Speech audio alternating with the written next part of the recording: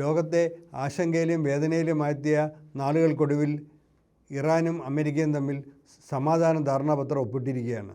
ലോകത്ത് സമാധാനം പുലരണമെന്ന് ആഗ്രഹിച്ച ഏവരെയും ആശങ്കയിലാഴ്ത്തി 100 നാളുകളാണ് പിന്നിട്ടത്. ഇറാനിൽ സമ്പൂർണ്ണമായ അട്ടിമറി ലക്ഷ്യമിട്ട് ഇസ്രായേലും അമേരിക്കയും ചേർന്ന് നടത്തിവന്ന നരമേധത്തിന് ഒരു താൽക്കാലിക വിരാമം ഉണ്ടാകുമെന്ന പ്രതീക്ഷ ഇന്നിപ്പം രൂപം കൊണ്ടിട്ടുണ്ട്.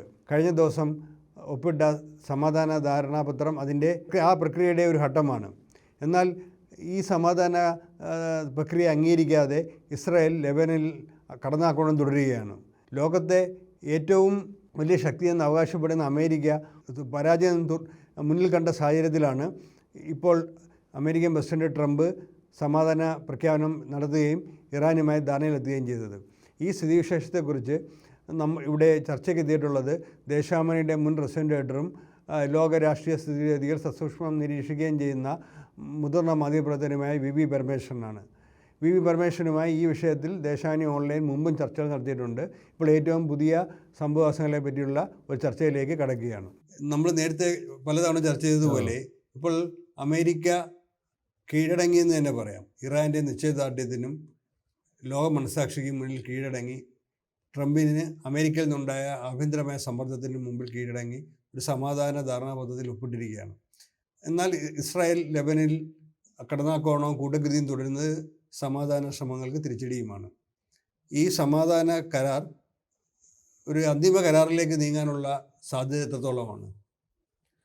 ഇല്ല, അമേരിക്കയെ സംബന്ധിച്ച് പറയുമ്പോൾ ഒന്നും നമുക്ക് വിശ്വസിക്കാൻ വേണ്ടി കഴിയില്ല. കാരണം ഇതേ ഇറാനുമായിട്ട് 2015 ആണവ പദ്ധതി സംബന്ധിച്ചൊരു കരാർ ഉണ്ടാക്കിയതാണ്. ആ കരാർ ഉണ്ടാക്കിയ സമയത്ത് ബറാക്ക് ഒബാമയായിരുന്നു അമേരിക്കൻ പ്രസിഡന്റ്. ബറാക്ക് ഒബാമയുടെ കാലം കഴിഞ്ഞ് അടുത്ത തെരഞ്ഞെടുപ്പ് വന്നു, ട്രംപ് ജയിച്ചു. ട്രംപ് ജയിച്ചപ്പോൾ ആദ്യം ചെയ്ത ഒരു പരിപാടി ഈ ബറാക്ക് ഒബാമ ഒപ്പിട്ട കരാർ റദ്ദാക്കലാണ്. അതേ വിഷയം പറഞ്ഞിട്ടാണ് ഇപ്പോൾ യുദ്ധം നടക്കുന്നത്. അതുകൊണ്ട് തന്നെ ഇതൊരു ഫൈനൽ കരാറാണ്, സമാധാനം സ്ഥാപിക്കപ്പെടും എന്നൊന്നും വിശ്വസിക്കാൻ വേണ്ടി കഴിയില്ല. കാരണം പശ്ചിമേഷ്യയിൽ ആരാണ്, പശ്ചിമേഷ്യയുടെ നിയന്ത്രണം ആർക്കാണ് എന്നുള്ള ചോദ്യമാണ് ഇവിടെ പ്രധാനമായിട്ട് ഉയരുന്നത്. ഇപ്പം തന്നെ ഇന്നിപ്പം ഗാർഡിയനിലും അതുപോലെ തന്നെ മറ്റ് അൽ ജസീറയും ഒക്കെ റിപ്പോർട്ട് ചെയ്യുന്നത് ഇറാനകത്ത് ഭയങ്കരമായ പ്രതിഷേധമാണെന്നാണ്. കാരണം ഒരു അസമമായ ഒരു കരാറിൽ ഇസ്രയേൽ ഒപ്പിടേണ്ടി വന്നിരിക്കുന്നു, അല്ലെങ്കിൽ ലെബനൻ്റെ വിഷയത്തിൽ ഒത്തുതീർപ്പ് എത്തേണ്ടി വന്നിരിക്കുന്നു എന്ന രീതിയിൽ ട്രംപിനെതിരെ, കാരണം ഈ അസമമായ കരാറിൽ ഒപ്പിടാൻ വേണ്ടി അവരെ നിർബന്ധിച്ചത് ട്രംപാണ്. അതുകൊണ്ട് ട്രംപിനെതിരെ വലിയ വികാര പ്രകടനങ്ങളാണ് ഇസ്രയേലിലെങ്ങും നടക്കുന്നത് എന്നാണ് ഇന്നിപ്പം വരുന്ന വാർത്തകൾ. അതുകൊണ്ട് തന്നെ ഈ കരാർ ഒപ്പിട്ടതുകൊണ്ട് യുദ്ധം നിന്നു അല്ലെങ്കിൽ എന്നേക്കുമായിട്ട് അവസാനിച്ചു എന്നൊന്നും പറയാൻ വേണ്ടി കഴിയില്ല. കാരണം ഇസ്രയേലും ഇറാനും തമ്മിലുള്ള തർക്കത്തിന് വർഷങ്ങളുടെ ചരിത്രമുണ്ട്. അതുകൊണ്ട് തന്നെ ഇതൊരു താൽക്കാലിക വിരാമം എന്ന് നമുക്ക് വേണമെങ്കിൽ പറയാം. കാരണം ആ കരാർ തന്നെ പറയുന്നത് 60 ദിവസത്തിനകം ആണവ വിഷയം സംബന്ധിച്ചുള്ള ഒരു അന്തിമ കരാറിലെത്തുന്നതാണ്. അതുകൊണ്ട് തന്നെ ഇതൊരു എന്നേക്കുമായി യുദ്ധം അവസാനിച്ചു എന്ന് പറയാൻ വേണ്ടി കഴിയില്ല. താൽക്കാലികമായിട്ട് വിരാമം വിട്ടിട്ടുണ്ട്. കാരണം അമേരിക്കക്കും ഇസ്രയേലിനും ഒരുപോലെ തെരഞ്ഞെടുപ്പ് വരുന്ന സമയമാണ്. ഒക്ടോബറിലാണ് ഇസ്രയേൽ തെരഞ്ഞെടുപ്പ്, നവംബറിലാണ് അമേരിക്കൻ കോൺഗ്രസ്സിലേക്കുള്ള തെരഞ്ഞെടുപ്പ്. ആ തെരഞ്ഞെടുപ്പിൽ പോകുമ്പോൾ സ്വാഭാവികമായിട്ടും സമാധാനം സ്ഥാപിക്കാതെ പോകാൻ വേണ്ടി കഴിയില്ല. കാരണം അല്ലെങ്കിൽ ഈ വിഷയം ഒരു വലിയ വിഷയമായിട്ട് അവിടെ തിരഞ്ഞെടുപ്പിൽ ഉയർന്നു വരും. അതിനു വേണ്ടിയിട്ടുള്ളൊരു സ്റ്റോപ്പ് ഗ്യാപ്പ് അറേഞ്ച്മെൻറ്റ് എന്നുള്ള രീതിയിൽ തൽക്കാലം യുദ്ധം അവസാനിപ്പിച്ചു എന്നാണ് എനിക്ക് തോന്നുന്നത്. ശാശ്വതമായ ഒരു പരിഹാരം ഈ കരാറ് കൊണ്ട് ഉണ്ടാവുമെന്ന് ഞാൻ ഒരിക്കലും പ്രതീക്ഷിക്കുന്നില്ല. അതായത് ഭാവിയിലേക്കുള്ള കൂടുതൽ സന്നാഹങ്ങൾക്ക് വേണ്ടിയുള്ള ഒരു സാവകാശം തേടുകയാണ്. ഇപ്പം ഇറാനിൽ നമ്മൾ നേരത്തെ ചർച്ച ചെയ്തിട്ടുള്ളതുപോലെ ഇറാനിൻ്റെ ഇവരുദ്ദേശിച്ച ലക്ഷ്യങ്ങളിൽ 1-2 മാത്രമാണ് നേടിയത്. ഒരെണ്ണം മാത്രമാണ് നേടിയതെന്നുള്ള അവരുടെ പരമോന്നത നേതാവ് ഖമനേയിയെ വധിച്ചു. അത് കഴിഞ്ഞു ഇറാൻ്റെ മിസൈൽ ശേഖരം ഏതാണ്ട് പകുതി കൂടുതൽ ഇപ്പോഴും ശേഷിക്കുന്നു എന്നാണ് മനസ്സിലാക്കുന്നത്. എന്ന് മാത്രമല്ല ഈ ഇറാൻ്റെ സഖ്യകക്ഷികൾ എന്ന് കരുതാവുന്ന ഹൂതികളെയും ഹിസ്ബുള്ള, ഹമാസ്, അപ്പോൾ ഇവരുടെയൊക്കെ പോരാട്ട ശേഷിക്കൊന്നും ഒരു കുറവും വന്നിട്ടില്ല. അപ്പോൾ ഈ ഒരു പശ്ചാത്തലത്തിൽ ഈ പറഞ്ഞതുപോലെ താൽക്കാലിക ഒരു വിരാമം, പക്ഷേ താൽക്കാലിക വിരാമം അത് മാത്രമല്ല, ഹോർമുസ് കടലിടുക്കിൽ ഇറാൻ ഇപ്പോൾ നിരീക്ഷണത്തിനുള്ള അവസരം കൂടെ വൈകുന്നു. അപ്പോൾ ഇത് നോക്കുമ്പോൾ ഇറാൻ്റെ തന്ത്രപരമായൊരു വിജയം അമേരിക്കയുടെ തന്ത്രപരമായ പരാജയമാണെന്ന് ഈ ഘട്ടത്തിൽ നമുക്ക് കരുതാം. ഒരു സംശയമില്ല. ഈ യുദ്ധത്തിൽ ഇറാനാണ് സ്ട്രാറ്റജിക്കൽ വിക്ടറി എന്ന് പറയുന്നത് ഇറാൻ്റെ പക്ഷത്ത് തന്നെയാണ്. ഒരു സംശയമില്ല. കാരണം അമേരിക്ക ഒരു പ്രിപ്പറേഷനും ഇല്ലാതെയാണ് യുദ്ധത്തിൽ എടുത്തിയാടിയതെന്നാണ് എല്ലാ നിരീക്ഷകരും അഭിപ്രായപ്പെടുന്നത്. കാരണം ഇസ്രയേലിൻ്റെ ഒരു സമ്മർദ്ദത്തിൻ്റെ ഫലമായിട്ട് ഇത് വെനിസ്വേലയിൽ നടത്തിയ ഒരു ഓപ്പറേഷൻ സമാനമായിട്ട് വളരെ പെട്ടെന്ന് ഇവിടെയും ഭരണമാറ്റം ഉണ്ടാക്കി പിൻവാങ്ങാം എന്ന ഒരു ലക്ഷ്യമായിരുന്നു അമേരിക്കക്ക് ഉണ്ടായിരുന്നത് എന്നാണ് വിശ്വസിക്കപ്പെടുന്നത്. പക്ഷേ യുദ്ധം തുടങ്ങിയപ്പോൾ അമേരിക്ക പറഞ്ഞത് ഒന്ന് ഭരണമാറ്റമാണ്. അമേരിക്കൻ താല്പര്യങ്ങൾക്ക് അനുസരിച്ച് തുള്ളുന്ന ഒരു ഗവൺമെൻറ് അവിടെ സ്ഥാപിക്കുക, പഴയ ഷാ ഗവൺമെൻറ് പോലെയുള്ള ഒരു ഗവൺമെൻറ്റിനെ സ്ഥാപിക്കുക എന്നുള്ളതാണ്. അതോടൊപ്പം തന്നെ ഈ ആണവശേഷി ഇല്ലാതാക്കുക, മിസൈൽ ശേഷി ഇല്ലാതാക്കുക, അതുപോലെ തന്നെ അവരുടെ അലീസ് എന്ന് പറഞ്ഞാൽ ഹമാസ്, ഹിസബുള്ള, അതുപോലെ തന്നെയുള്ള ശക്തികളെ ദുർബലമാക്കുക. ഈ ലക്ഷ്യങ്ങളാണ് അമേരിക്ക പറഞ്ഞിരുന്നത്. 2 ദിവസത്തെ യുദ്ധം അവസാനിക്കുമെന്നും പിന്നെ ഇറാൻ ഞങ്ങളോട് ഒത്തുതീർപ്പിന് വേണ്ടി കേഴേണ്ടി വരുമെന്നും ഒക്കെ ട്രംപ് പറഞ്ഞിട്ടുണ്ട്. അങ്ങനെ പല കാര്യങ്ങളും പറഞ്ഞിട്ടുണ്ട്. അതുപോലെ തന്നെ എന്താ പറയുക, ഇറാൻ സംസ്കാരത്തെ മുഴുവൻ ഞാൻ ഒബ്ലിട്രേറ്റ് ചെയ്യും എന്ന് അദ്ദേഹം തുടച്ചു നീക്കുന്ന അദ്ദേഹം പറഞ്ഞു. കാരണം ഈ പറയുന്ന ലക്ഷ്യങ്ങൾ എന്തെങ്കിലും നേടിയോ? ഇപ്പോൾ കരാർ എന്ന് വെച്ചാൽ 14 വ്യവസ്ഥകളാണ് പ്രധാനമായിട്ടുള്ളത്. അതിൽ ഡിഫറെൻറ്റ് വേർഷൻ ഉണ്ട്. ഇറാൻ പുറത്തുവിട്ട കരാറും അമേരിക്ക പുറത്തുവിട്ട കരാറും പാകിസ്ഥാനിൽ നിന്ന് വരുന്ന കരാറും ഒക്കെ തമ്മിൽ ചെറിയ വ്യത്യാസങ്ങളൊക്കെ ഉണ്ട്. വ്യത്യാസങ്ങളുണ്ടെങ്കിൽ പോലും അതിൽ പ്രധാനമായിട്ടും നിഴലിക്കുന്നത് ഒന്ന്, ഇറാൻ്റെ ആഭ്യന്തര കാര്യങ്ങളിൽ അമേരിക്ക ഇടപെടില്ല എന്നുള്ളത്. കാരണം അത് ഇറാനെ സംബന്ധിച്ച് വലിയ വിക്ടറിയാണ്. മറ്റൊന്ന് പറയുന്നത് ഹോർമുസ് കടലിടുക്ക് തുറക്കുന്നതാണ്. പക്ഷേ മാനേജ്മെൻറ്റിനുള്ള അധികാരം ഇറാൻ ഉണ്ടായിരിക്കും എന്നുള്ളതാണ്. നേരം അവിടെ ഫീസ് ചുമത്തുമോ, അത് ടോളായിരിക്കുമോ, അല്ല എന്തെങ്കിലും എൻവയോൺമെൻറ്റൽ ഫീസ്, കടൽ മലിനമാകുന്നത് തടയാൻ വേണ്ടിയിട്ട് പദ്ധതികൾക്ക് വേണ്ടിയിട്ടുള്ള ഫീസായിരിക്കുമോ, അതൊന്നും നമുക്ക് പറയാൻ വേണ്ടി കഴിയില്ല. ഇപ്പം ഗാലിബാഫും ഈ ചർച്ചയ്ക്ക് നേതൃത്വം കൊടുത്ത ഇറാൻ ഭാഗത്തു നിന്ന് പങ്കെടുത്തിട്ടുള്ള ഗാലിബാഫും പറയുന്നത് ഞങ്ങളുടെ മാനേജ്മെൻറ്റ് ഉണ്ടാകും തന്നെയാണ്. കാരണം സ്വാഭാവികമായിട്ടും ഹോർമുസ് കടലിടുക്ക് പൂർണ്ണമായിട്ടും പഴയ പോലെ തുറക്കാൻ വേണ്ടി കഴിഞ്ഞിട്ടില്ല. പിന്നെ അതുപോലെ തന്നെ ഇറാന് റീബിൽഡ് ചെയ്യാൻ വേണ്ടി യുദ്ധത്തെ വലിയ നാശം ഉണ്ടായിട്ടുണ്ട്. അന്നേരം $30,000 കോടി അമേരിക്ക ഒരുക്കി കൊടുക്കുന്നതാണ് പറഞ്ഞിട്ടുള്ളത്. അന്നേരം അതും ഇറാനെ സംബന്ധിച്ച് വലിയ വിജയമാണ്. അതുപോലെ തന്നെ ഇറാൻ്റെ ഒരുപാട് ബാങ്കിലുള്ള പണം മരവിപ്പിച്ചിട്ടുണ്ട് ഈ സാങ്ഷൻ്റെ ഭാഗമായിട്ട്. 45 കൊല്ലമായിട്ട് സാങ്ഷനാണ്. ആ സാങ്ഷൻ്റെ ഭാഗമായിട്ട് മരവിപ്പിച്ചു. അതിൽ ഏകദേശം $10,000 കോടി ഉണ്ട് എന്നാണ് പറയുന്നത്. അതിൽ ഒരു വലിയ ഭാഗം $240 കോടി ആദ്യ ഗഡു എന്നുള്ള രീതിയിൽ UAE ബാങ്കിലുള്ള പണം ഇറാന് നൽകാമെന്ന് കരാറിലെത്തിയിട്ടുണ്ട്. കാര്യം ഈ ഇതൊക്കെ വായിക്കുമ്പോൾ നമുക്ക് മനസ്സിലാകുന്നത് ഇറാൻ്റെ പക്ഷത്താണ് വിജയം. അമേരിക്ക പറഞ്ഞ ഒരു കാര്യങ്ങളും നടന്നില്ല. ആകെ സാജൻ പറഞ്ഞതുപോലെ പരമോന്നത നേതാവിനെ വധിക്കാൻ വേണ്ടി കഴിഞ്ഞു. ഭരണമാറ്റം ഉണ്ടായിട്ടില്ല. അലീസിനെ നശിപ്പിക്കാൻ വേണ്ടി കഴിഞ്ഞിട്ടില്ല. ഒന്നും തന്നെ കഴിഞ്ഞിട്ടില്ല. ഇപ്പം JD വാൻസ് പറയുന്നത് വെച്ചാൽ ഞങ്ങൾക്ക് 2 ലക്ഷ്യങ്ങളേ ഉണ്ടായിരുന്നുള്ളൂ. ആ 2 ലക്ഷ്യം എന്ന് പറയുന്നത് ഒന്ന് ഹോർമുസ് പഴയ പോലെ തുറന്നു കൊടുക്കുക, മറ്റൊന്ന് പിന്നെ ആണവായുധം ഉണ്ടാക്കില്ല എന്ന് ഇറാനിൽ നിന്നും ഉറപ്പ് ലഭിക്കുക. ഇത് രണ്ടും ബോഗസാണ്, ശരിക്കും ബോഗസ് ആർഗ്യുമെൻ്റാണ്. കാരണം ഈ ഹോർമുസ് അടയുന്നതിലേക്ക് നയിച്ചത് എന്താണ്? നേരത്തെ ഫ്രീ ആയിട്ട് തുറന്നു കൊടുത്തതല്ലേ, ആർക്കും ഒരു ടോളും ഇല്ലാതെ അതിൽ കൂടി കപ്പൽ ഗതാഗതത്തിന് അനുമതി ഉണ്ടായിരുന്നു. അതങ്ങനെ അല്ലാതാക്കിയതാരാണ്? അമേരിക്കൻ ആക്രമണമാണ്.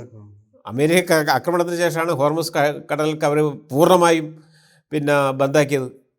ഇറാൻ പറയുന്ന കപ്പലുകൾക്ക് മാത്രം, അനുവദിക്കുന്ന കപ്പലുകൾക്ക് മാത്രം പോകുന്ന ഒരു സ്ഥിതി ഉണ്ടാക്കിയത് ഈ അമേരിക്കൻ ആക്രമണമാണ്, അമേരിക്കയാണ്. അതിൻ്റെ ഉത്തരവാദിത്വ യഥാർത്ഥത്തിൽ അമേരിക്കയാണ്. നേരം പഴയ വരി ആവുന്നില്ല, ഇപ്പോൾ ആവുന്നില്ല. നേരം ഇറാൻ്റെ വിജയമാണോ അല്ല അമേരിക്കയുടെ വിജയമാണോ കാണികൾ തീരുമാനിക്കട്ടെ. മറ്റൊന്ന് JD വാൻസ് പറയുന്നത് ആണവാണ്. ഞാൻ നേരത്തെ തന്നെ സൂചിപ്പിച്ചു, ആണവായുധം ഉണ്ടാക്കില്ല എന്നവർ പറഞ്ഞതാണ്. അവർക്ക് പരമോന്നത നേതാവിൻ്റെ ഫത്വയുള്ളതാണ്. അതുപോലെ തന്നെ അവർ NPTയിൽ ഒപ്പിട്ട രാഷ്ട്രമാണ്. നൺ പ്രോലിഫറേഷൻ ട്രീറ്റിയിൽ ആണവ നിർവ്യാപന കരാറിൽ ഞങ്ങൾ ഒരിക്കലും ആണവായുധം ഉണ്ടാക്കി അത് വ്യാപിപ്പിക്കില്ല എന്നുള്ള കരാറിൽ ഇന്ത്യ പോലും ഒപ്പിട്ടിട്ടില്ല. ആ ഒപ്പിട്ട രാജ്യമാണ് പിന്നെ ഇറാൻ. കാരണം അവർ ആണവായുധം ഉണ്ടാക്കില്ല എന്ന് ഉറപ്പ് വാങ്ങിയെന്ന് പറയുന്നതിൽ എന്താ അർത്ഥമുള്ളത്? അവർ ആണവായുധം ഉണ്ടാക്കുന്നില്ല, ഉണ്ടാക്കിയിട്ടില്ല എന്നുള്ളതിൻ്റെ ഏറ്റവും വലിയ തെളിവാണ്. ഞാൻ കഴിഞ്ഞ ചർച്ചയിൽ പറഞ്ഞിട്ടുണ്ട്, അമേരിക്ക ആക്രമിച്ചു എന്നുള്ളതാണ്. ഇറാൻ ആക്രമിച്ചത് അവരുടെ അടുത്ത് ആണവായുധം ഇല്ലാത്തതുകൊണ്ടാണ്. ആണവായുധം ഉണ്ടെങ്കിൽ ആക്രമിക്കാൻ ധൈര്യം ഉണ്ടാവുമെന്ന് എനിക്ക് തോന്നുന്നില്ല. അപ്പോൾ അത് പറയുമ്പം ഈ വിയറ്റ്നാമും ഇറാനും ആഭ്യന്തര സ്ഥിതി വെച്ച് നോക്കുമ്പോൾ താരതമ്യം ചെയ്യാൻ പറ്റാത്ത രാജ്യങ്ങളാണെങ്കിലും വിയറ്റ്നാമിൽ അമേരിക്കയ്ക്കുണ്ടായ പരാജയത്തിന് തുല്യമായി ഇനിയിപ്പം ഈ കോൺഗ്രസിലേക്ക് കിടക്കുന്ന തെരഞ്ഞെടുപ്പിൽ ട്രംപിന് പരാജയം കൂടെ സംഭവിക്കുകയാണെങ്കിൽ അമേരിക്കയിൽ ഇപ്പം നമ്മുടെ പ്രമുഖമായ മലയാളത്തിലെ ഒരു പത്രം എപ്പോഴും അമേരിക്കയുടെ ഇത്തരം തന്ത്രങ്ങളെല്ലാം വാഴ്ത്തുന്ന ഒരു പത്രം എഴുതിയത് അമേരിക്കക്കാർ ഏറ്റവും കൂടുതൽ വെറുത്തൊരു യുദ്ധമെന്നാണ്. അപ്പം അങ്ങനെ സാഹചര്യത്തിൽ ട്രംപ് അവിടെ ഈ കോൺഗ്രസ് തെരഞ്ഞെടുപ്പിൽ പരാജയപ്പെടുകയും ചെയ്തു കഴിഞ്ഞാൽ അമേരിക്കയുടെ ചരിത്രത്തിൽ തന്നെ ഏറ്റവും വലിയൊരു നാണക്കേടായി ഈ ആക്രമണം മാറാൻ സാധ്യതയില്ലേ? ചില അമേരിക്ക ലോകത്തിലെ ഏറ്റവും വലിയ സാമ്പത്തിക ശക്തിയാണ്, സൈനിക ശക്തിയാണ്. അതിന് യുദ്ധത്തിൻ്റെ എഫക്റ്റ് എന്താണ്? യുദ്ധത്തിൻ്റെ എഫക്റ്റ് ഒരു സൈനിക വിജയത്തെക്കാൾ ഉപരി സാമ്പത്തികമായിട്ടുള്ള ആഘാതമാണ് യുദ്ധം ഏറ്റവും കൂടുതൽ ഉണ്ടാക്കിയിട്ടുള്ളത്, പ്രത്യേകിച്ച് മൂന്നാലോക രാജ്യങ്ങളിൽ. ഇപ്പോൾ ഏതോ ഒരു വേൾഡ് ബാങ്കാണോ ഏതാണെന്ന് എനിക്ക് ഓർമ്മയില്ല, ഒരു പഠനം വന്നിട്ടുള്ളത് 40% മുതൽ 200% വരെ എണ്ണയുടെ വില വർദ്ധിച്ചു എന്നാണ്. കാരണം അത്ര വലിയ വിലക്കയറ്റാണ്. അമേരിക്കയിലടക്കം 40% വർദ്ധിച്ചു. ഒറ്റ വരിയുടെ ഇപ്പൊ ഞാൻ ഇപ്പം നോക്കിയപ്പോൾ 3.5 ലക്ഷം കോടി ഡോളറിന്റെ ലോകമെമ്പാടുമായി 3.5 ലക്ഷം കോടി ഡോളറിന്റെ GDP നഷ്ടം ഉണ്ടായിട്ടുണ്ടെന്നാണ് പറയുന്നത്. കാരണം അത്രമാത്രം വലിയ ആഘാതം ഉണ്ടാക്കിയിട്ടുണ്ട്. കാരണം ഇന്ത്യയിൽ നമുക്കറിയാലോ എത്ര പെട്രോളിന് വർദ്ധിച്ചു എന്നും പിന്നെ ഡീസലിന് വർദ്ധിച്ചു എന്നും നമുക്കറിയാം. ഇപ്പം ബൊളീവിയയിൽ അതുപോലെ തന്നെ ബൊളീവിയയിൽ 160% വർദ്ധിച്ചത്. അവിടെ വലിയ പക്ഷമാണ്, റോഡ് തടഞ്ഞുകൊണ്ട് പക്ഷമാണ് ആൾക്കാർ. ചിലിയിൽ പക്ഷമാണ്, കുട്ടികളെ വിദ്യാഭ്യാസ ആവശ്യങ്ങൾക്ക് വേണ്ടി സബ്സിഡി കുറച്ചപ്പോൾ അതിനെതിരായിട്ടുള്ള സമരമാണ്. അന്നേരം ഇതിൻ്റെ ഭാഗമായിട്ട് ഒരുപാട് സമരങ്ങൾ പല രാജ്യങ്ങളിലും പല ഭാഗങ്ങളിലും ഇപ്പം നടക്കുന്നുണ്ട്. അന്നേരം അമേരിക്കക്കകത്ത് ഈ വിലക്കയറ്റത്തിനെതിരെ ഭയങ്കരമായ പിന്നെ വികാരമുണ്ട്. സ്വാഭാവികമായിട്ടും ചിലപ്പോൾ ട്രംപിനെതിരെ അത് പ്രതിഫലിച്ചേക്കാം. കാരണം ട്രംപ് സുരക്ഷിതനാണെന്ന് പറയാൻ കഴിയില്ല. കോൺഗ്രസ് അദ്ദേഹത്തിൻ്റെ കൂടി ഉണ്ടെങ്കിൽ മാത്രമേ അദ്ദേഹത്തിൻ്റെ കാര്യങ്ങൾ നടപ്പിലാക്കാൻ വേണ്ടി കഴിയൂ. ഇവൺ ഈ യുദ്ധത്തിന് വേണ്ടിയുള്ള ബജറ്റ് പോലും പാസ്സാക്കിയെടുക്കണമെങ്കിൽ കോൺഗ്രസ് അനുകൂലമായ ഒരു കോൺഗ്രസ് ഉണ്ടാവണം. കാരണം അതിൽ പരാജയപ്പെട്ടാൽ സ്വാഭാവികമായിട്ടും അദ്ദേഹത്തിന് വലിയ പ്രശ്നമായിരിക്കും. കാരണം ഇതിൻ്റെ മിലിറ്ററി ആസ്പെക്ട്സിനേക്കാളും ലോകജനതയെ ബാധിച്ചത് അതിൻ്റെ സാമ്പത്തിക വശമാണ്. അത് പെട്ടെന്നൊന്നും അവസാനിക്കുന്നു തോന്നുന്നില്ല. കാരണം കൂടിയ വില എവിടെയും കുറച്ചതായി ഞാൻ കേൾക്കുന്നില്ല. ഇപ്പം ഇന്ത്യയിൽ കുറക്കണം എന്നുള്ള ആവശ്യം ഉന്നയിക്കുന്നുണ്ട്. പക്ഷേ ഈ ഗവൺമെൻറ് കുറക്കുമെന്ന് ആരും വിശ്വസിക്കുന്നില്ല. കാരണം അതുപോലെ ലോകത്തെമ്പാടും ഇതിൻ്റെ ആഘാതം കുറച്ചു കാലം കൂടി ഹോർമസ് കടൽ പൂർണ്ണമായും പഴയമാതിരി ആയാലും ഇതിൻ്റെ ആഘാതം ദീർഘകാലം നിലനിൽക്കും. കാരണം പല പാചകവാത പ്ലാന്റുകൾ ഖത്തറിലും ഇവിടെയൊക്കെയുള്ള പ്ലാന്റുകൾ നശിച്ചിട്ടുണ്ട്. അതൊക്കെ തുറന്ന് പ്രവർത്തിക്കണമെങ്കിൽ ചിലപ്പോൾ 6 മാസം അല്ലെങ്കിൽ 1 വർഷം ഒക്കെ എടുക്കും. കാരണം ഈ സപ്ലൈ ചെയിൻ പൂർണ്ണമായിട്ടും ശരിയാവണമെങ്കിൽ 1 വർഷമെങ്കിലും ചുരുങ്ങിയതെടുക്കുന്നതാണ് എല്ലാ വിദഗ്ധന്മാരും പറയുന്നത്. സ്വാഭാവികമായിട്ടും ഇതിൻ്റെ സാമ്പത്തിക കാലം നിലനിൽക്കും. അതിന് രാഷ്ട്രീയ മാനങ്ങളും സ്വാഭാവികമായിട്ടും ഉണ്ടാകും. ഇപ്പോൾ വേറെ ഇതിൻ്റെ വശം എന്ന് പറയുന്നത്, ഇപ്പം ഇസ്രായേൽ അമേരിക്കയുടെ ഒരു പ്രധാന സഖ്യകക്ഷിയൊക്കെയാണ്. അവരുടെ ഒരു അജ്ഞാനവൃത്തി എന്നാൽ പോലും ഒരു അമേരിക്കയുടെ ഒരു അജ്ഞാനവൃത്തിയുടെ പദവിയെ ഇസ്രായേലിനുണ്ടായിരുന്നുള്ളൂ. പക്ഷെ ഇപ്പോൾ സ്ഥിതി മാറുകയും ഇസ്രായേലാണ് അമേരിക്കയെ നയിക്കുന്നതെന്നുള്ള ഒരു ധാരണ ലോകമെങ്ങും വരികയും അത് ശരിയാക്കുന്ന രീതിയിലുള്ള സംഭവങ്ങളാണ് ഇപ്പോൾ ഉണ്ടാകുന്നത്. എന്ന് മാത്രമല്ല, ഇസ്രായേലിന് പരസ്യമായി ഇസ്രായേലിനെ നെതന്യാഹുവിനെ ട്രംപ് താക്കീത് നൽകിയിട്ട് പോലും ഇസ്രായേൽ ആക്രമണം തുടരുകയാണ്. അപ്പോൾ അമേരിക്കയുടെ ഈ ആധിപത്യത്തിനും കോട്ടം തട്ടിയിട്ടില്ലേ? അങ്ങനെ അമേരിക്കൻ ഇമ്പീരിയലിസത്തിന് അമേരിക്ക എന്നൊരു സാമ്രാജ്യത്വ ശക്തിക്ക് വലിയ ഇടിവ് തട്ടിക്കിയിട്ടുള്ള ഒരു യുദ്ധമാണിത്. കാരണം അതുകൊണ്ടാണ് പിന്നെ ഇപ്പം 10-40 വർഷങ്ങൾ സോവിയറ്റ് യൂണിയൻ തകർന്നു. സോവിയറ്റ് യൂണിയൻ തകർന്നപ്പോൾ അമേരിക്കയുടെ ഏക ഛത്രാധിപത്യമായിരുന്നു, അല്ലെ? ഏക സമഗ്രാധിപത്യമാണ് യഥാർത്ഥത്തിൽ ലോകത്ത്. ആ സമഗ്രാധിപത്യത്തിന് ആദ്യമായി ഇടിച്ചിൽ തട്ടുന്നത് ഇവിടെയാണ്. കാരണം എല്ലാവരും പറയുന്നത് സാമ്പത്തികമായിട്ട് അമേരിക്ക ഇപ്പം ചൈന വെല്ലുവിളിച്ചുകൊണ്ടിരിക്കുകയാണ്. അതുകൊണ്ട് ചൈന മറികടന്നൊന്നും ഞാൻ പറയുന്നില്ല. കാരണം ഇപ്പം വലിയ സാമ്പത്തിക ശക്തി അമേരിക്കയാണ്. അമേരിക്ക ട്രില്യൺ ഡോളർ എക്കോണമിയാണ്. ചൈന ഇപ്പം 19.8 ട്രില്യൺ ഡോളർ എക്കോണമി മാത്രമാണ്. പക്ഷേ എങ്കിൽ പോലും സാമ്പത്തിക രംഗത്ത് ചൈന അമേരിക്കയെ മറികടക്കും എന്നുള്ള വിശകലനങ്ങളിപ്പം ഏതായാലും വരാൻ തുടങ്ങിയിട്ടുണ്ട്. അപ്പോഴും സൈനിക ശക്തി നിൽക്കുകയായിരുന്നു. കാരണം 800ഓളം സൈനിക താവളങ്ങൾ, പിന്നെ അതുപോലെ തന്നെ 1 ട്രില്യൺ സൈനിക ബജറ്റ് ഒക്കെയുള്ള വലിയ സൈനിക ബലാബലത്തിൽ ഏറ്റവും മുന്നിൽ നിൽക്കുന്ന രാജ്യം ഇന്നും അമേരിക്കയാണ്. പക്ഷേ ആ സൈനിക മേധാവിക്ക് ആദ്യമായിട്ട് ഒരു സ്ട്രാറ്റജിക്കൽ ഡിഫീറ്റ് ഉണ്ടാവുകയാണ്. അത് ഇറാനിൽ നിന്നുണ്ടാവുകയാണ്, മറ്റേതെങ്കിലും രാജ്യത്തു നിന്നല്ല. ഇറാൻ എന്ന് പറയുന്നത് അവർ സിവിലൈസേഷണൽ എതിരാളി എന്നൊക്കെ പറയുന്ന ഒരു രാജ്യത്തു നിന്നാണ് ഉണ്ടായിരിക്കുന്നത്, ഒരു ഏഷ്യൻ രാജ്യത്തു നിന്ന് ഉണ്ടായിരിക്കുകയാണ്. കാരണം സാമ്പത്തികമായിട്ടും വെല്ലുവിളിക്കപ്പെടുന്നു, സൈനികമായിട്ടും അമേരിക്കയെ ചെറുക്കാൻ പറ്റും എന്ന ഒരു ധാരണ ലോകത്ത് ഉണ്ടായിരിക്കുകയാണ്. കാരണം ഇത് അമേരിക്കയെ സംബന്ധിച്ച് വലിയ ഒരു ഡിഫി. മറ്റൊന്ന്, അമേരിക്കയുടെ സഖ്യത്തിൽ വിള്ളലുണ്ടാക്കിയിരിക്കുകയാണ്. ഇപ്പം നാറ്റോ എന്ന് പറഞ്ഞാൽ കമ്മ്യൂണിസത്തെ എതിരിടാൻ വേണ്ടി ഉണ്ടാക്കിയിട്ടുള്ള ഒരു സേനയാണെങ്കിൽ പോലും സോവിയറ്റ് യൂണിയൻ തകർന്നു, ഈസ്റ്റേൺ യൂറോപ്പ് മുഴുവൻ പോയി. അതിനുശേഷം സൈനിക സഖ്യം നിന്നു നാറ്റോ. ആ നാറ്റോയിൽ വിള്ളലുണ്ടായി ഈ യുദ്ധത്തിൻ്റെ ഭാഗമായിട്ട്. കാരണം ഹോർമുസ് തുറക്കാൻ വേണ്ടി ഞങ്ങളെ സഹായിക്കണമെന്ന് ട്രംപ് പറഞ്ഞപ്പോൾ ഒരൊറ്റ രാജ്യം, പ്രത്യേകിച്ച് യൂറോപ്യൻ രാഷ്ട്രങ്ങൾ, ജർമ്മനി ആകട്ടെ, ഫ്രാൻസ് ആകട്ടെ, മറ്റേ പോർട്ടുഗലാകട്ടെ, സ്പെയിനാകട്ടെ, ആരും തയ്യാറായില്ല. സ്പെയിനാണെങ്കിൽ രൂക്ഷമായി വിമർശിക്കുകയും ചെയ്തു, പരസ്യമായിട്ട് വിമർശിക്കുന്ന സ്ഥിതിയിലേക്ക് വന്നു. കാരണം ആ നാറ്റോ സഖ്യത്തിൽ വിള്ളലുണ്ടായി. പിന്നെ സ്വാഭാവികമായിട്ടും അത് അമേരിക്കയ്ക്ക് ഒരു പ്രശ്നം. മറ്റൊന്ന്, അമേരിക്കയും ഇസ്രയേലും തമ്മിലുള്ള ബന്ധത്തിൽ വിള്ളലുണ്ടായി. കാരണം അമേരിക്കയും ഇസ്രയേലും ഇരട്ടവറ്റ മക്കളമാരെയാണ് എല്ലാവരും കണ്ടിരുന്നത്. ചില ഏഷ്യയിൽ അമേരിക്കയുടെ ഒരു കവലച്ചട്ടമ്പിയായിട്ട് പ്രവർത്തിക്കുന്ന രാഷ്ട്രമാണ് ഇസ്രയേൽ. നല്ല ബന്ധമായിരുന്നത്. അമേരിക്കൻ തെരഞ്ഞെടുപ്പിൽ ഏറ്റവും കൂടുതൽ സ്വാധീനിക്കുന്നത് ജൂത ലോബിയുടെ പണമാണ്, എല്ലാവർക്കും അറിയുന്ന കാര്യമാണ്. വേറെ സ്വാഭാവികമായിട്ടും ആ ബന്ധത്തിൽ ഉള്ളിലുണ്ടായി. ഇപ്പോൾ സാധനം സൂചിപ്പിച്ചതുപോലെ പരസ്പരം പറയുന്ന രീതി വന്നു, അല്ലേ? ഉത്തരവാദിത്ത ബോധത്തോടുകൂടി പെരുമാറണം. വളരെ മോശം പദപ്രയോഗം പല ട്രംപ് ഉന്നയിക്കുകയുണ്ടായി. വേറെ സ്വാഭാവികമായിട്ടും ആ ബന്ധത്തിൽ പോലും വിള്ളൽ വന്നു. ഇപ്പം ഞാൻ പറഞ്ഞ മാതിരി ഇസ്രായേലിനകത്ത് വികാരം വരികയാണ്, ട്രംപിനെതിരെ വികാരം വരികയാണ്, അമേരിക്കയ്ക്കെതിരെ വികാരം വരികയാണ്. കാരണം ഞങ്ങളെ ചതിച്ചു, ഞങ്ങളെ കൈവിട്ടു, അമേരിക്ക കൈവിട്ടു എന്നൊരു ഫീലിങ്ങിലേക്ക് അവർ വരികയാണ്. അന്നേരം ആ ബന്ധത്തിലും വിള്ളലുണ്ടാവുകയാണ്. ഇപ്പം അമേരിക്കക്കകത്താണെങ്കിൽ അമേരിക്കയുടെ മാഗ അലയൻസ് ഉണ്ട്, ചില മേക്ക് അമേരിക്ക ഗ്രേറ്റ് അഗെയിൻ എന്ന് പറയുന്ന ഇവരുടെ സ്ലോഗൻ, ട്രംപിൻ്റെ സ്ലോഗൻ. അതിൽപ്പെട്ട ആൾക്കാർ ഇതിനെതിർക്കാൻ തുടങ്ങി. ട്രക്കർ കാൾസണെ പോലുള്ള ആളുകൾ ട്രംപിനെ രൂക്ഷമായി വിമർശിക്കുന്ന സ്ഥിതി വന്നു. അതിൻ്റെ മാഗ അലയൻസിൽ പോലും വിള്ളലുണ്ട്. അതായത് ഞാൻ പറയുന്നത് അമേരിക്കൻ സാമ്രാജ്യത്വത്തിൻ്റെ ഒരു ശേഷിക്കുറവ്, ശേഷിക്കുറവിലേക്ക് നയിക്കുന്ന പല ഡെവലപ്മെൻറ്റുകളും ഈ ഇറാൻ ഇറാൻ യുദ്ധത്തിൻ്റെ ഭാഗമായിട്ട് ഉണ്ടായിട്ടുണ്ട്. ഇതിൽ പല രീതിയിലും ഇതിൻ്റെ കെടുതി നേരിടേണ്ടി വന്ന ഒരു രാജ്യമാണ് നമ്മുടേത്. ഇപ്പോൾ ഈ കണക്കുകൾ പ്രകാരം ഇന്ത്യക്കുണ്ടായ മൊത്തത്തിലുണ്ടായ ഒരു നഷ്ടം എന്ന് പറയുന്നത് ഏകദേശം 8,800 കോടി ഡോളറിൻ്റെ എന്നുള്ള ഒരു ഏകദേശ കണക്കൊക്കെ വരുന്നുണ്ട്. എത്രത്തോളം അത് ഇൻ്റർനാഷണൽ ഏജൻസികളുടെയൊക്കെ കണക്കാണ്. അപ്പോൾ നമ്മുടെ കേന്ദ്ര സർക്കാരിൻ്റെ കണക്ക് ലഭ്യമല്ല. പിന്നെ ഈ പറഞ്ഞതല്ല, ഇന്ധന വിലവർദ്ധനവും ഇന്ധനക്ഷാമവും മൂലം നമ്മുടെ നാട്ടിലൊക്കെ ഉണ്ടായ പ്രയാസങ്ങളും, ഇതിന് പുറമെ നയതന്ത്രപരമായി നമ്മുടെ കേന്ദ്ര സർക്കാരിൻ്റെയും പ്രധാനമന്ത്രി നരേന്ദ്രമോദിയുടെയും ചില പ്രവൃത്തികൾ മൂലം ഉണ്ടായ ചില നാണക്കേടുകളെല്ലാം ഉണ്ട്. ഇന്നിപ്പോൾ അതിനെ ചൊല്ലി പുതിയൊരു വിവാദം വന്നിട്ടുണ്ട്. നരേന്ദ്രമോദിയെ നമ്മുടെ ശശി തരൂർ പ്രശംസിച്ചെന്നും അപ്പോൾ അത് രാഹുൽ ഗാന്ധിയുടെ ഒക്കെ ഉണ്ടായ മറുപടിയാണെന്നും പറഞ്ഞ് BJP വന്നിട്ടുണ്ട്. അതൊക്കെ ഇവിടുത്തെ രാഷ്ട്രീയം.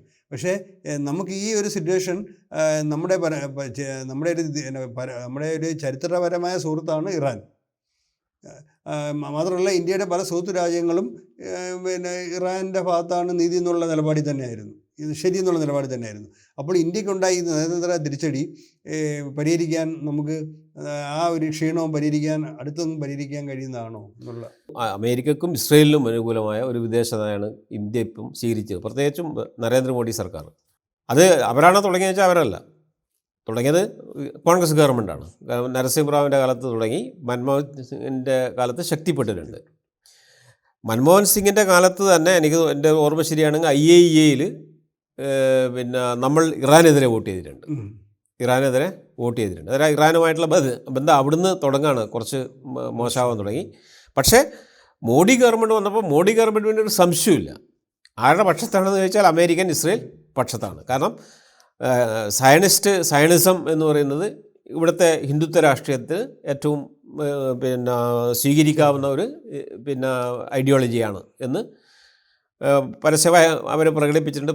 അദ്വാനിയാണ് തോന്നുന്നത് ആദ്യമായിട്ട് സന്ദർശിച്ച ഒരു മന്ത്രി നമ്മൾ ഇന്ത്യയിൽ നിന്ന്, അല്ല, ഉപപ്രധാനമന്ത്രിയായിട്ട് അദ്വാനിയാണ് ആദ്യം സന്ദർശിച്ചത്. ഇപ്പോൾ മോഡിയും സന്ദർശിക്കുകയുണ്ടായി. കാരണം മോഡി ഗവൺമെൻറ്റിനെ സംബന്ധിച്ചൊരു സംശയമില്ല, അവർ അമേരിക്കൻ ഇറാൻ വിരുദ്ധമാണ്, അമേരിക്കൻ ഇസ്രയേൽ പക്ഷത്താണ്. 2 ദിവസം മുമ്പാണ് യുദ്ധം തുടങ്ങുന്നത്. 2 ദിവസം മുമ്പാണ് മോഡി അവിടെ പോയി ഈ നെതന്യാഹുവിനെ കെട്ടിപ്പിടിച്ചതും ഞങ്ങൾ എന്നും, ഇന്ന് മാത്രമല്ല എന്നും നിങ്ങളുടെ കൂടി ആയിരിക്കുമെന്ന് പറഞ്ഞത്. കാരണം ഇതുകൊണ്ട് പിന്നെ പശ്ചിമേഷ്യൻ രാഷ്ട്രീയത്തിൽ ഏറ്റവും ഉയർന്നു വരുന്നൊരു ശക്തിയായിട്ട് ഇപ്പോൾ ഇറാൻ മാറി. ഇപ്പോൾ പശ്ചിമേഷ്യയിലെ ഏറ്റവും വലിയ ശക്തി ആരാണെന്ന് വെച്ചാൽ ഇതുവരെയുള്ള ഉത്തരം ഇസ്രയേൽ തന്നെയായിരുന്നു. ഇനി മുതൽ അതായിരിക്കില്ല. കാരണം ഇറാൻ എമർജ് ചെയ്യാണ്. അങ്ങനെ ഒരു പശ്ചിമേഷ്യൻ രാഷ്ട്രീയത്തിലെ ജിയോ പൊളിറ്റിക്സിൽ ഒരു ഷിഫ്റ്റ് വരുമ്പോൾ ആ ഷിഫ്റ്റിൽ തോറ്റ അല്ലെങ്കിൽ പരാജയപ്പെട്ട ഒരു പക്ഷത്തിൻ്റെ കൂടെയാണ് നമ്മൾ എന്ന് ഐഡൻറ്റിഫൈ ചെയ്യപ്പെട്ടു. കാരണം ഇത് നമ്മളെ ഇനിയുള്ള കാലത്ത് നമ്മളെ വിദേശ നയത്തിൻ്റെ കാര്യത്തിൽ, നമ്മളെ ബന്ധങ്ങളുടെ കാര്യത്തിൽ ഒക്കെ അത് പ്രതിഫലിക്കും. സ്വാഭാവികമായിട്ടും അത് നമുക്ക് ഒരിക്കലും ഒരു ലാഭകരമായ ഒരു പരിപാടി ആയിരിക്കില്ല എന്നുള്ളത് ഏകദേശം ഉറപ്പാണ്. അവസാനമായിട്ട് നമ്മൾ ഒന്നുകൂടെ ഈ സമാധാന പ്രക്രിയയിലേക്ക് നീങ്ങുമ്പോൾ ഈ പറഞ്ഞതുപോലെ ഇതിൻ്റെ അകത്തിന് ചില നാടകീയ സംഭവങ്ങളുണ്ടായി. ജനീവയിൽ വെച്ച് ഒപ്പിടാമെന്ന് പറഞ്ഞ് ഒരു ദിവസം നേരത്തെ ആക്കി ഫ്രാൻസിലും തെഹ്റാനിലുമായിട്ട് 2 സ്ഥലത്തിരുന്നാണ് ഇത് ഒപ്പിട്ടത്. അപ്പം ഈ ഒപ്പിടുമ്പോഴും ഈ അവിശ്വാസത്തിൻ്റെതും ആശങ്കയുടെയുമായ സാഹചര്യം ഉണ്ട്. എന്നിരുന്നാലും ഇപ്പോൾ തൽക്കാലം ട്രംപിന് വേറെ വഴിയില്ല എന്നുള്ളതാണ്. അപ്പോൾ ഈ ഒരു ഘട്ടത്തിൽ ഇസ്രായേൽ വീണ്ടും ലെബനിൽ ആക്രമണം തുടരുന്ന സാഹചര്യത്തിൽ ഏതായാലും ഈ സമാധാന പ്രക്രിയ അന്തിമ കരാറിലേക്ക് തൽക്കാലം പോകുന്നതിനെ നമുക്ക് വിശ്വസിക്കാമെന്നാണ് വിലയിരുത്തേണ്ടത്, അല്ലേ? ഇപ്പോൾ തൽക്കാലം ഈ 60 ദിവസത്തേക്ക് എന്തായാലും ഉണ്ടാവില്ല. പിന്നെ അതുപോലെ തന്നെ ഏപ്രിലിൻ്റെ മധ്യത്തിലാണ് വെടിനിർത്തൽ ഉണ്ടായത്. അതിനുശേഷം പിന്നെ 1-2 തവണ മാത്രമാണ് അമേരിക്ക അത് ലംഘിച്ചിട്ടുള്ളത്. അമേരിക്കേൻ്റെ ഭാഗത്ത് നിന്ന് ആക്രമണം ഉണ്ടായിട്ടുള്ളത്. ഇസ്രയേൽ മാത്രമാണ് പ്രകോപിതമായിട്ട് ആക്രമണം നടത്തിക്കൊണ്ടിരിക്കുക. ഇനി ഇത് തുടരാൻ പറ്റുമെന്ന് എനിക്കറിയില്ല. കാരണം ഇസ്രയേൽ പിന്നെ ഇറാനെതിരെ ആക്രമണം നടത്തുന്നത് അമേരിക്ക കൂടെ ഉണ്ട് എന്നുള്ള ബലത്തിലാണ്. അമേരിക്ക ഇല്ലെങ്കിൽ, അമേരിക്ക ഇനി നിങ്ങളെ സഹായിക്കില്ല, ഇങ്ങനൊരു യുദ്ധം ഉണ്ടെങ്കിൽ നിങ്ങൾ സഹായിക്കില്ല എന്ന് അമേരിക്ക അറുത്തുമുറിച്ച് പറയുന്ന ഒരു സ്ഥിതി വന്നാൽ പിന്നെ ഇസ്രയേൽ മുന്നോട്ട് പോകാൻ പറ്റുമോ? എനിക്ക് തോന്നുന്നില്ല മുന്നോട്ട് പോകാൻ പറ്റുന്നത്. കാരണം ഇറാൻ്റെ ശേഷി പിന്നെ വ്യോമസേനയോ അല്ലെങ്കിൽ നാവികസേനയോ ഒന്നുമല്ല. ഇറാൻ്റെ ശേഷി എന്ന് പറയുന്നത് മിസൈൽ ശേഷിയാണ്. CIA പിന്നെ ഒരു മാസം മുമ്പ് കൊടുത്ത റിപ്പോർട്ട് പറയുന്നത് 70% മിസൈൽ ശേഷിയും അവശേഷിക്കുന്നു എന്നാണ്. 70%. അതായത് 70% മിസൈൽ ശേഷി അവശേഷിക്കുന്നു. അവർക്ക് ഓരോ മാസവും 100-200 മിസൈൽ ഉണ്ടാക്കാനുള്ള ശേഷിയുണ്ട്. അത് ഭൂഗർഭ സ്റ്റേഷനിൽ വെച്ചിട്ടാണ് അവരുണ്ടാക്കുന്നത്. അത് തകർക്കലും സ്റ്റീൽത്തർ ബോംബർ വിമാനം ഉണ്ടായാൽ പോലും അത് തകർക്കാൻ പറ്റില്ല എന്നാണ് പറയുന്നത്. അത്രമാത്രം സുരക്ഷിതമായിട്ട് അവരുടെ കയ്യിൽ ആയുധ നിർമ്മാണം നടന്നുകൊണ്ടിരിക്കുകയാണ്. അതിനുവേണ്ടി ഇൻഗ്രീഡിയൻസ്, സോഡിനൈറ്റ് അതുപോലുള്ള സാധനങ്ങൾ ചൈനയിൽ നിന്നും റഷ്യയിൽ നിന്നും ഒക്കെ അവർക്ക് എത്തിക്കുന്നുണ്ട് എന്നുള്ള വിവരങ്ങൾ പല മാധ്യമങ്ങളും പുറത്തുവിടുന്നുണ്ട്. അതിന് സ്വാഭാവികമായിട്ടും ഇറാനെ ഒറ്റക്ക് തോൽപ്പിക്കാൻ വേണ്ടി ഇസ്രയേലിന് കഴിയില്ല. അമേരിക്കൻ സഹായം ഉണ്ടെങ്കിൽ മാത്രമേ കഴിയൂ. അതിൽ വിള്ളൽ വന്നാൽ സ്വാഭാവികമായിട്ടും ഇസ്രയേലിന് പിന്നെ ഇറാനുമായിട്ട് ഈ ഇപ്പോൾ തുടരുന്ന ആക്രമണങ്ങൾ തുടരാൻ വേണ്ടി കഴിയുമെന്ന് എനിക്ക് തോന്നുന്നില്ല. അപ്പോൾ ചുരുക്കി പറഞ്ഞു കഴിഞ്ഞാൽ ഈ ലോകത്തെ ഈ നൂറ്റാണ്ടിൽ ലോകത്തെ ഏറ്റവും വലിയ ഏകശക്തി നിന്ന് അവകാശപ്പെട്ടിരുന്ന അമേരിക്കയുടെ ദൗർബല്യം വെളിപ്പെടുകയും ആരെ പരാജയപ്പെടുത്താൻ ഇവർ ഉദ്ദേശിച്ചോ ആ രാജ്യമായ ഇറാൻ്റെ ചെറുത്തുനിൽപ്പിൻ്റെയും അവരുടെ ഒരു തന്ത്രപരമായ വിജയത്തിൻ്റെയും ചിത്രം തെളിയുകയും ചെയ്യുന്ന ഒരു സാഹചര്യത്തിലാണ് ഇന്ന് ലോകം എത്തി നിൽക്കുന്നത്. ഒരു നിമിഷമില്ല. ഞാൻ പറയുന്നത് എൻ്റെ ഒരു പിന്നെ നിരീക്ഷണത്തിൽ പറഞ്ഞാൽ ഒരു സോവിയറ്റ് മൂവ്മെൻ്റാണ് അമേരിക്കയുടെ. കാരണം 91 സോവിയറ്റ് യൂണിയൻ തകർന്നു. അത് ലോകത്തിൻ്റെ ജിയോ പൊളിറ്റിക്സിനെ ഭയങ്കരമായിട്ട് മാറ്റിമറിച്ചു, അല്ല, അമേരിക്കൻ സമഗ്രാധിപത്യം വന്നു. അതുപോലെയുള്ളൊരു മൂവ്മെൻ്റാണ് അമേരിക്കയെ സംബന്ധിച്ച്. ഈ മൂവ്മെൻറ്റ് ഒരു തകർച്ചയുടെ മൂവ്മെൻ്റാണ്. കാരണം അവരുടെ സൈനികാധിപത്യം ചോദ്യം ചെയ്യപ്പെടുകയാണ്. ഇറാനെ തോൽപ്പിക്കാൻ പറ്റിയില്ല. ഇറാനെ പോലുള്ള ഒരു ചെറിയ രാജ്യത്തെ, അമേരിക്കയുമായി സൈനിക ശക്തിയിൽ ഒരു 15ാമത്തെ സ്ഥാനത്ത് നിൽക്കുന്ന ഒരു രാജ്യത്തെ ഇറാനെ തോൽപ്പിക്കാൻ വേണ്ടി കഴിഞ്ഞില്ല. ഇറാനെ ആര് സഹായിച്ചു യുദ്ധത്തിൽ? റഷ്യയും ചൈനയുമാണെന്ന് പറയുന്നു. കാരണം അങ്ങനൊരു ട്രയംവറ്റ് വരുമ്പോൾ ബ്രിക്സ് എന്ന് പറയുന്ന സംഘടനയുണ്ട്, അത് വളരെ ശക്തമാകും. കാരണം സ്വാഭാവികമായിട്ടും ജിയോ പൊളിറ്റിക്സ് ഒരു മാറ്റം മറിച്ചൽ സ്വാഭാവികമായിട്ടുണ്ടാകും. ഒരു ബഹുദ്രൂപ ലോകത്തിൻ്റെ ചാനലിലേക്ക് ലോകം പോവും. അമേരിക്കയുടെ സമഗ്രാധിപത്യത്തിൻ്റെ ഇടിച്ചൽ ആരംഭിച്ചിരിക്കുന്നു നമുക്ക് വളരെ സുവ്യക്തമായിട്ട് പറയാൻ വേണ്ടി കഴിയും. അമേരിക്കയുടെ സമഗ്രാധിപത്യത്തിന് വിള്ളൽ വന്നിരിക്കുന്നു, അതിൻ്റെ ചോർച്ച തുടങ്ങിയിരിക്കുന്നു, ഒരു സംശയമില്ല. തീർച്ചയായും നമുക്ക് ഇങ്ങനെ തൽക്കാലം ഈ ചർച്ച ഈ രീതിയിൽ നമുക്ക് ഉപസംഹരിക്കാം.